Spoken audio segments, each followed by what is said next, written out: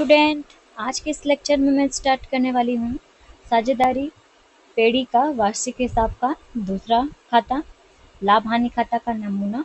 चलिए, इस लेक्चर में हम लाभ हानि खाता का दूसरा नमूना देखेंगे। ये भी कुछ बच्चों को बहुत हार्ड लगता है, लेकिन ये बहुत इजी है। मैं आपको बताती हूँ ये इजी कैसे है।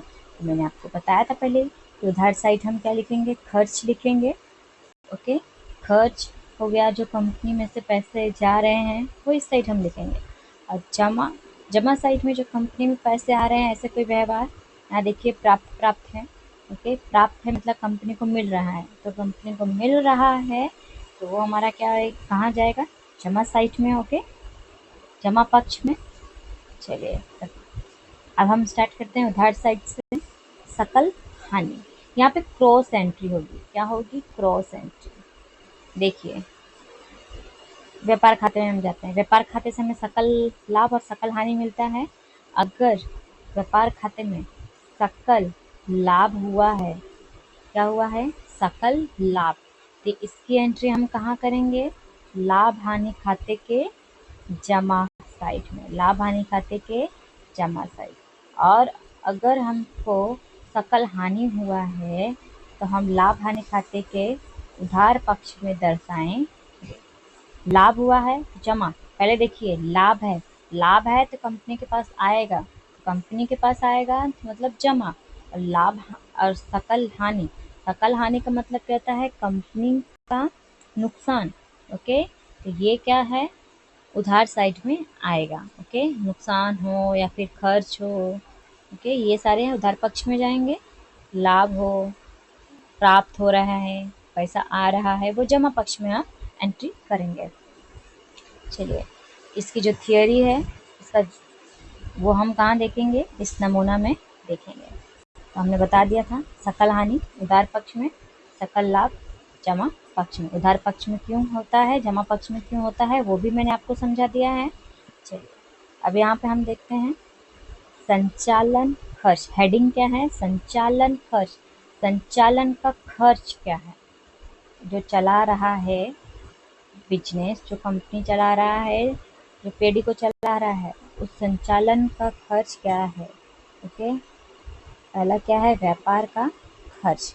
दूसरा क्या है, वेतन भत्ता बोनस। ये क्या करना पड़ता है, संचालन को देना पड़ता है, किसको, साझेदार को, ये भी खर्च हो गया। भाड़ा देना पड़ता है, बीमा का प्रीमियम चुकाना पड़ता है, टैक्स, कर मतलब क्या था, टैक्स, टैक्स को पे करना पड़ता है, डाक खर्च, स्टेशनरी छपाई खर्च। ओके, कानूनी खर्च, क्योंकि कानून से रिलेटेड बहुत सारे काम होते रहते हैं, तो कानूनी खर्च देना पड़ता है। अंकेक्षण खर्च, बिजली खर्च, प्रोविडेंट फंड में हिस्सा। कितने पॉइंट है इसमें,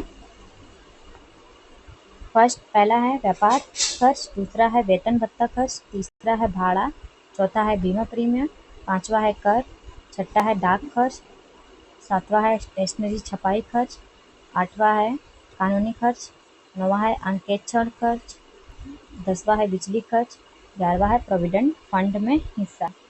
तो संचालन खर्च में कितने पॉइंट है, कितने व्यवहार हैं, 11 हैं। ये आपको याद होने चाहिए। आपको रोज इसको प्रैक्टिस करना है, रोज याद करना है। ओके, आपको एग्जाम में क्या करेगा, 2 मार्क्स के लिए ये दे सकता है, सिर्फ यही सॉल्व करो। ओके, अब हमारा आ गया है बिक्री वितरण खर्च। अब हम बिक्री कर रहे हैं, हम माल को बेच रहे हैं, तो उससे रिलेटेड जावक माल, गाड़ी भाड़ा। ओके, माल जाएगा, हम बेचना है, यहाँ से दूसरी जगह पे भेजना है, तो उस गाड़ी का भाड़ा देना पड़ेगा। सेल्समैन का वेतन, कमीशन। अब हम अपने दुकान पे, शॉप में सेल्समैन तो रखेंगे ही, तो सेल्समैन का वेतन देने का, और जो सेल्समैन अच्छा काम करता है उसको कमीशन भी देना पड़ेगा। अब क्या हो गया, विज्ञापन खर्च। विज्ञापन खर्च, हम अपने प्रोडक्ट को लोगों तक पहुंचाने के लिए विज्ञापन खर्च करेंगे, पैम्पलेट बनाएंगे। ओके, न्यूज में देंगे जानकारी, रेडियो में इससे रिलेटेड इन्फॉर्मेशन देंगे, जिससे लोगों को पता चले कि हमारी कंपनी कौन सा प्रोडक्ट बना रही है।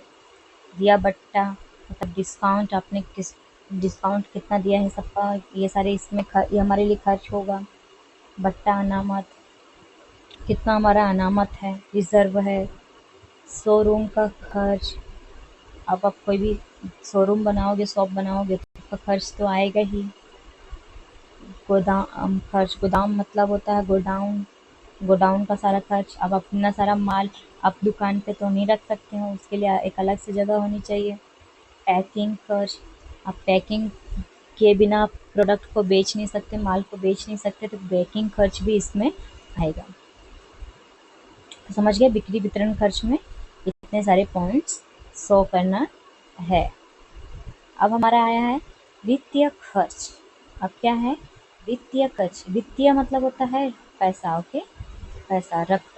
तो इसमें सारा पैसे से रिलेटेड खर्च होंगे। साझेदार की लोन का ब्याज, साझेदार ने लोन लिया था तो उसका ब्याज चुकाना पड़ेगा। उसका ब्याज चुकाएंगे तो वो क्या होगा? खर्च होगा। बैंक ओवरड्राफ्ट का ब्याज, बैंक ओवरड्राफ्ट का ब्याज।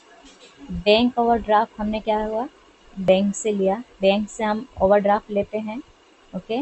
बैंक ओवरड्राफ्ट का मतलब क्या होता है? बैंक ओवरड्राफ्ट का मतलब होता है कि आपके अकाउंट में पैसा नहीं था, लेकिन आपको 15 लाख की ज़रूरत थी और आपके अकाउंट में 10 लाख था।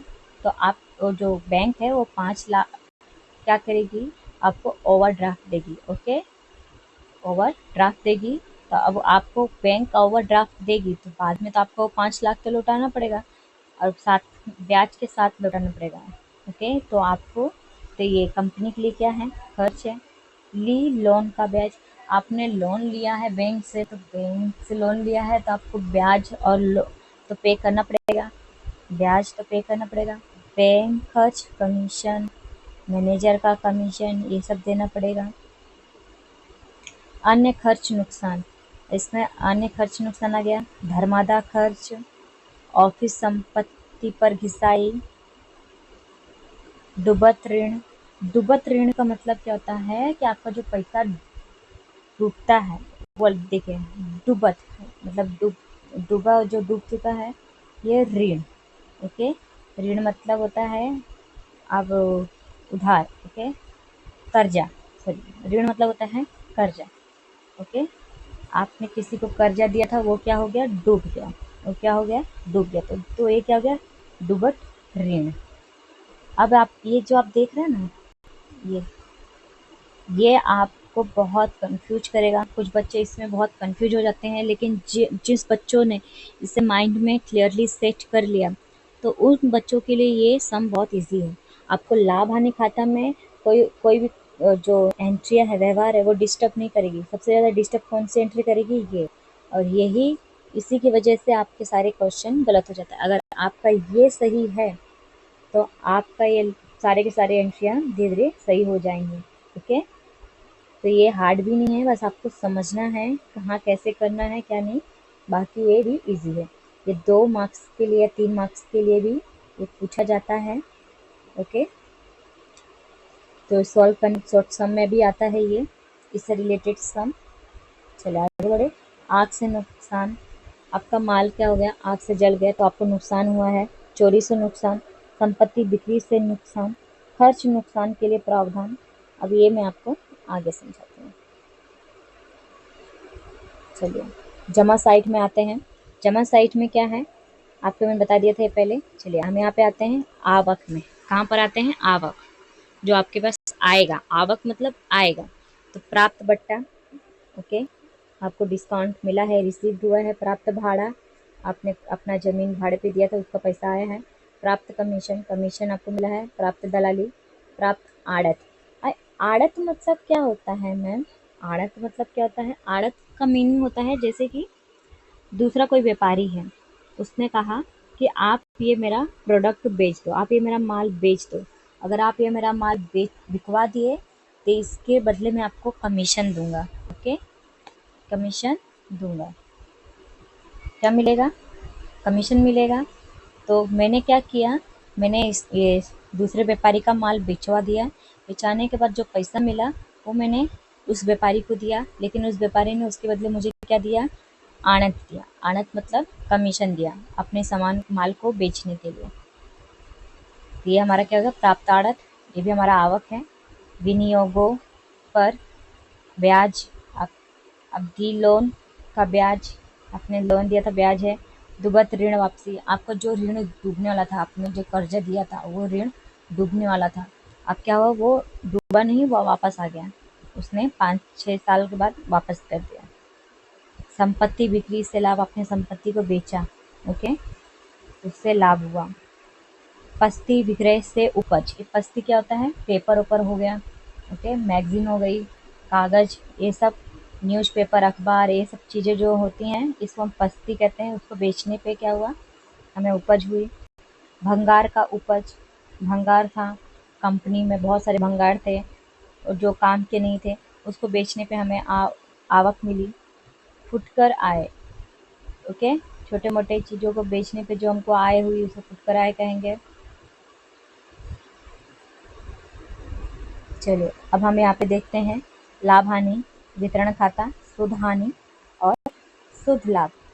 शुद्ध हानि और शुद्ध लाभ, जैसे हमने सकल लाभ सकल हानि देखा था। अगर